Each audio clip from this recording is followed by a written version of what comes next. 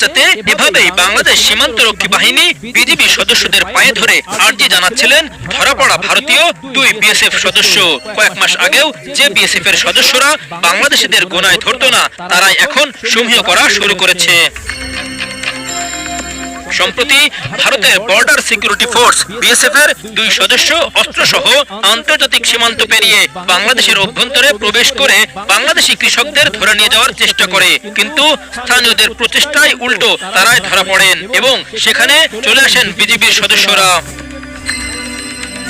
মঙ্গলবার কাতার ভিত্তিক সংবাদ মাধ্যম আল জাজিরার অনুসন্ধানী সাংবাদিক ও মানবাধিকার কর্মী জুলকারনাইন সায়ের খান তার ফেসবুক পেজে এই ঘটনার ফুটেজ প্রকাশ করেন। সেখানে বিস্তারিত লিখেছেন তিনি জানান, এই ঘটনা জানতে পেরেই দ্রুত তার সাথে ঘটনাস্থলের নিকটবর্তী ক্যাম্প থেকে বিজিবির সদস্যরা ছুটে আসেন।